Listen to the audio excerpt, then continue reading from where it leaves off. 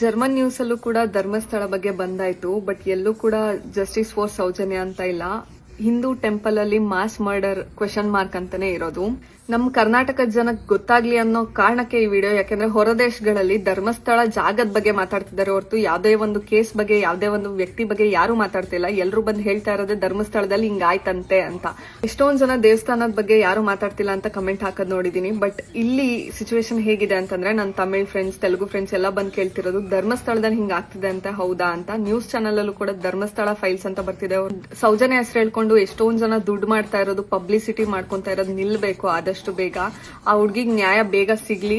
ಯಾರೋ ಬಂದ ವಿಡಿಯೋ ಮಾಡಾಕ್ದ, ಎಲ್ರು ಅದನ್ನ ಬ್ಲೈಂಡ್ ಆಗಿ ನಂಬಿದ್ವಿ, ನನ್ನನ್ನು ಸೇರಿಸಿ. ಅಂಡ್ ನೆಕ್ಸ್ಟ್ ಇನ್ನೊಬ್ನ ಯಾರೋ ಬಂದ, ಸಾಕ್ಷಿ ಇದೆ ನನ್ನ ಹತ್ರ ಅಂತ ಹೇಳ್ತಾನೆ ಇದ್ದಾನೆ. ಇನ್ನೂ ಕೂಡ ಇನ್ನೊಬ್ನು ಬಂದ, ಸಾವಿರಾರು ಹೆಣ್ಗಳನ್ನ ಹೂತಾಕಿದೀನಿ ಅಂತ ಹೇಳ್ದ. ಬಟ್ ಅದ್ರಲ್ಲಿ ಯಾವ್ದು ಸತ್ಯ ಯಾವ್ದು ಸುಳ್ಳು ಅಂತ ಗೊತ್ತಿಲ್ದೇನೆ ಧರ್ಮಸ್ಥಳದ ಬಗ್ಗೆ ಫೇಕ್ ಅಲಿಗೇಷನ್ಸ್ ಹಾಕ್ತಾನೆ ಹೋದ್ರು. ಆಬ್ವಿಯಸ್ಲಿ ನಾವು ಕನ್ನಡದವರಲ್ಲ, ವಿಶಾಲ ಹೃದಯದವರು. ಯಾರೇನೇ ಬಂದು ಏನೇ ಮಾಡಿದ್ರು ಸುಮ್ಮನೆ ಇರ್ತೀವಿ.